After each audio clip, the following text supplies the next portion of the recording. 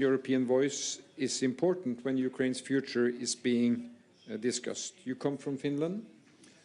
Finland and Norway are close partners. President of Finland and I are working closely together to support you from our perspective in Europe. And thirdly, the President has updated us on the situation currently, what happens, what you need urgently, short-term and in a long-term perspective. And let me just say that the tripling of Norwegian defense support to Ukraine, which has been agreed by unanimous Parliament, is now being immediately translated into support for artillery ammunition, for drone capacity, and also for investment in Ukraine's own industry. So, Mr. President, this is a partnership that we take forward every day, and you can count on that support. It is the right of a sovereign country to resist aggression, and you have our full support in that fight. And again, you are among friends, and I'm very happy to see you here. Thank you, Volodymyr. Дякую дуже. Thank you so much. Я вдруге I'm for the second time here, and I do this with very big gratitude to your country, to the people, and to you personally, esteemed Mr. Prime Minister. Dear journalists, dear Norway, thank you for this support, for our common work, for our today's meeting, which was very warm and very substantial, very fruitful. Norway, during these 3 years of this war, was very principled. We never forget it, and we will never forget that you were on the side of justice and common sense, on the side of the defense of life. You immediately understood what was going on. We have spoken about it many times. You understood what this war brings and what Russia brought to us, to our houses. And that is why we can thank you for very, very, very significant support, financial support. This helped, strongly helped our resilience. And I am particularly grateful for the support to energy sector. I have addressed you, Mr. Prime Minister, and we are very grateful for Norway supported us on this track. It helped us to go through the winters of this war, when we had one of the most severe challenges, the winters when Russia made our energy grid its target, but Ukrainians withstood, and we managed to provide for the basic necessities of our people. We managed to preserve independence, and now, together with everybody in Europe, we are working on restoring peace and guaranteeing security, which is so desperately needed. And I hope that the role of Norway in this will be significant as well in the future in this work with all the partners. Regarding the diplomacy and the future security guarantees, Europe, America, all our partners in the world must work together, and I hope that Norway will be part of the efforts to guarantee the security. And I'd like to now praise your recent decision, the decision of Norway to increase the support to Ukraine to almost $8 billion as of today. It truly adds up to our long-term confidence, and it is a very strong, very powerful contribution, and it is important that it's done at this very moment when diplomacy became much more active for the sake of ending the war. And I agree with you that it is very important that in these diplomatic steps, Ukraine is in the best condition possible, that Ukraine is resilient. And thank you so much for what you're doing, dear Jonas. We underscore that only with strong positions of Ukraine, strong diplomatic work can happen, and a truly reliable end to this war. And we wish for it more than anybody in the world, and it is just because we have the war on our soil. We need to continue pressure Russia so that Putin stops manipulations and makes the concrete steps that all the world wants. And in particular, one of the first steps must be a silence, and now we discuss it with the United States of America and other partners, silence in the sky the cessation of strikes on energy sector and on civilian infrastructure and people, ceasefire at sea. We can consider truly secure maritime navigation, and we must also eventually end up to the ceasefire everywhere on the territory of our state. These are important steps of all the parties. But first and foremost, everybody saw that Ukraine unconditionally agrees to it, and we wait until the aggressor accepts this. At least we expect that the partners will put pressure on Russia. Undoubtedly, the return of the prisoners of war, of our civilians, is important, of all the people, of children, to bring them back home. The process is difficult. On a daily basis, we fight for the result. Yesterday we had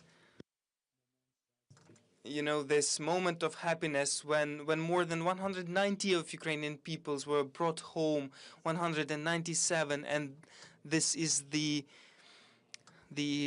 horrific moment, one of those moments in the war. They always go hand in hand, the moments of tragedy and moments of happiness when the close ones, the relatives, were meeting their close ones at home. These are important steps of diplomacy, and we very much count on the diplomacy that will pressure Russia. We have discussed today with Mr. Prime Minister concrete ways on strengthening our defensive capabilities. We are already grateful for the NASAMS system. They have never let down our people. They were protecting them from the Russia's missile strikes. It is important to us to continue this, to count on the production, on the investment in defense industrial base, our joint production, the ventures that we can create and develop. And I am sure that Europe now needs a new wave of such industrial and technological development, so that the continent has everything necessary for its protection, and so that Europe becomes more independent and strong in such global competition in the world, so that Europeans have good, modern jobs. And also, we must pay more of a joint attention to the development and protection of infrastructure. We speak about this having an experience. We underscore how important it is. Everybody sees how much danger there is for the underwater infrastructure in the European seas because of the enemy's activity. And everybody sees how the challenges change because of the development of drone technology. These are new challenges, new technological challenges that every country needs to have its own answers to these challenges, and more of a joint work in Europe for security. Ukraine is also ready to join the relevant efforts, and I also kindly invite, and we are already working with Norway within the framework of existing security coalitions, and I am very happy that we have such partnership, the air defense and other technological coalitions. We can also do much more in the production of various types of drones. That this production in Ukraine is more rapid, it's cheaper, and it is efficient, practice proven. We see it, and I believe that we are the most efficient, the fastest in Europe, or among the fastest. Nonetheless, I'm sure that together with Norway, we can provide much more security to our people and to the future of Europe. Thank you so much once again for the comprehensive assistance of Norway. It is such a pleasure to be here as your guest. Glory to Ukraine. Thank you. So now we will open up for questions. And the first question comes from the Norwegian broadcaster TV2.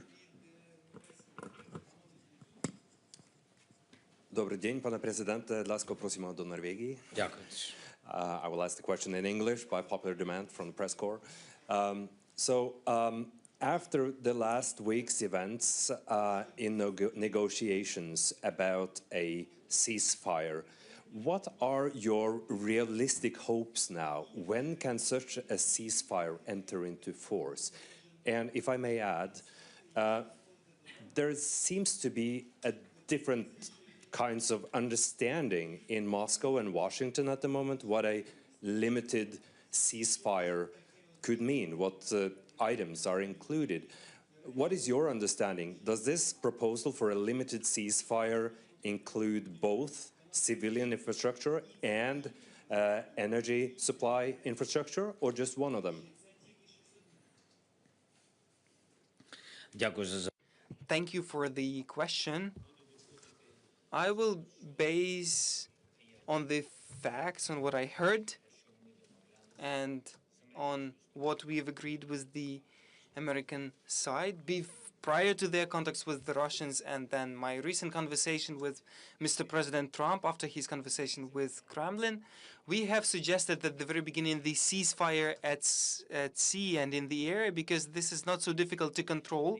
That we suggested it as the first step because we didn't believe that the Russians would agree to any ceasefire, because in our opinion they want to continue to destroy us. They want to continue waging war, to be brief. But the Americans told us that no, they want to end the war.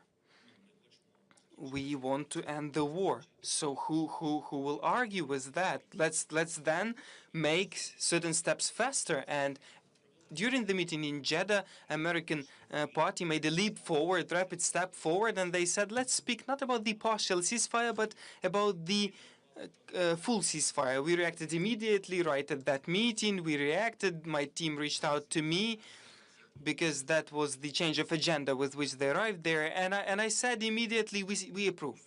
We confirm, we want to move to the end of the war. Yes. And everybody was very happy, and I believe that overall we had an important and a fruitful, successful meeting there. And I believe, and it was our first bilateral meeting with such results, such positive result, despite that the meeting lasted for almost 9 hours. What happened then?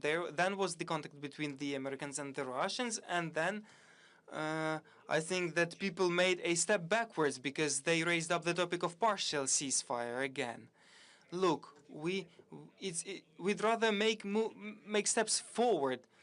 Better in the partnership with the United States to, but we're ready in this partnership with the United States to make a step backwards and speak about partial ceasefire. And what we've discussed with Mr. President Trump, the content is the following: the ceasefire regarding the security of energy system of both countries. That means no attacks on energy infrastructure, as well how it sounds, as well as other civilian infrastructure. And I raised up this issue with Mr. President Trump, and I said then, in my opinion, our side will prepare the list of objects of civilian infrastructure that, in our opinion, are civilian infrastructure. So I do not want to have a different approach to what the parties agree upon. Let's hope that the parties will agree to that. During the next meeting that will take place on Monday in Saudi Arabia, there will be technical teams present there, and I understand that the structure is the following. There will be a meeting of Ukraine and America, and then some shuttle diplomacy, as our American colleagues said, America with Russia, or it will be some meetings in parallel in one country at the same topic, the topic that I have just said to you. The next question comes from Bloomberg. Bloomberg Oitumalis question to Mr. President. Follow up on the energy infrastructure involved in discussions. Is it only the Zaporizhia nuclear plant that's under discussion in terms of United States taking ownership in it, or are any other Ukrainian energy assets being discussed as part of any potential agreement?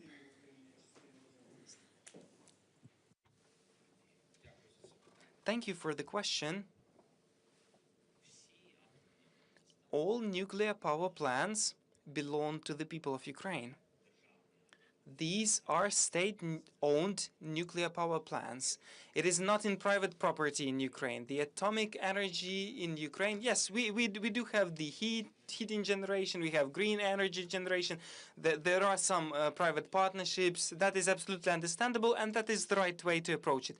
But all nuclear generation belongs to Ukraine. And the temporarily occupied Zaporizhia region where there is this NPP, it belongs to Ukraine, and everybody acknowledges that, recognizes it. IAEA recognizes it, and all international institutions. Even more so, the people who work there, the staff there, they have received the salaries from the state of Ukraine there, and they are citizens of Ukraine. Yes, they changed the leadership of the Ruskies, illegally changed the leadership of the staff there, but all the staff, all professionals, all nuclear scientists there are Ukrainians. You know how they put them there. They took their children, took them, abducted them to the territory of Russian Federation. This is why the people work there. For the sake of your child, you will do everything. I think that you will agree to that, and I, as father, can say to you that that is just a fact. That's why the issue of the NPP that is not working, that is dangerous, because yes, it is being maintained, but not in a proper way, despite that there is a IAEA commission there and there are inspectors there present. Everybody understands that it needs to cool down, and for it needs to be sustained technically properly. After the Russians blew up the dam, there is no proper water supply to the station. So this is an obstructed process that is under very severe technical conditions. The question that is raised up by the Americans, I do not know whether they have discussed it with the Russians. Mr. President Trump asked me, what do you think about this station? I told him that if it does not belong to Ukraine, it will not work for anybody. It is illegal, and it's not capable of doing so. And it is a state-owned enterprise and cannot. The issue is that, and we've heard the voices, if Americans think that how to find the solution from this situation, and they want to take the station from the Russians, and they want to invest there to modernize it, that is a completely different issue. We're open to discuss it, but the issue of property, we definitely did not discuss with Mr. President Trump. Even more so, we did not discuss the messages that you have said here. I saw such messages in the press regarding the overall generation in Ukraine. No, we will not discuss it. We have 15 blocks of nuclear generation now that belong to our state. We are united with European energy grid. For us, these are serious energy security guarantees. The next question comes from the Norwegian broadcaster NRK. Yes, thank you. Mr. President, in March 2022, you said you were willing to discuss neutrality, which implies no to NATO membership. Is that a question that you still are willing to discuss, neutrality? Я ніколи. I never stated that I am ready to discuss neutrality of Ukraine. It was never stated like that. The Russians raised up this issue when they approached us with the ultimatum. The first ultimatum that was there in the document, it was written. Putin, they didn't even suggest it, they demanded it, to decrease the size of Ukrainian army to 80,000 personnel. Imagine the difference. Now the army that is there is 800,000. So 50,000 is what they wanted. Neutrality, that means Ukraine not entering any blocks in general. Then they wanted us to recognize the occupied territories as Russian, and there was a lot of other things there. We have always said that we do not fully understand what to discuss here. That is an ultimatum. It's not an offer to end the war. Question goes to AFP. Pierre from AFP. Mr. President, President Trump reportedly is considering recognizing Crimea as Russian territory as part of a bid to end the war. Is it something that you discussed during your conversation with him yesterday? And generally speaking, have US officials ever mentioned in their contacts with Ukraine that there would be a will to recognize some occupied territories as Russian? Thank you. Дякую. Я, до речі, хотів би... Thank you. And by the way, I wanted to end with the esteemed journalist asked the question about neutrality. If that was the question of NATO, and if that is what you mean by neutrality, out of NATO, Ukraine being out of NATO, I always said that regrettably we are not being taken into NATO. We very much want it, and we believe that it would resolve many issues. We with Jonas discussed it a lot. You know, when people look for the ways to strengthen our army, air defenses, how to give funds, how to have a lot of military, where to conduct training, where to train people, which military contingents should be there in the sky, at sea. Can we have just, or we can have just NATO. Make NATO. That will be easier, less costs.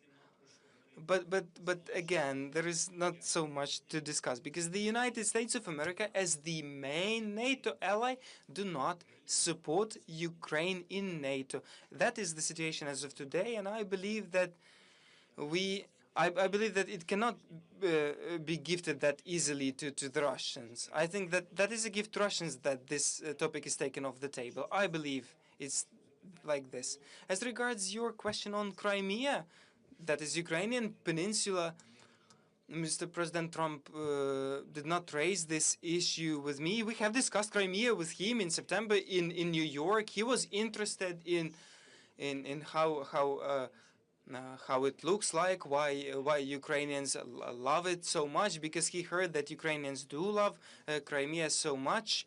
We have simply discussed it, and I said to him that that is absolutely unique nature. It's our integral part, Ukrainian peninsula.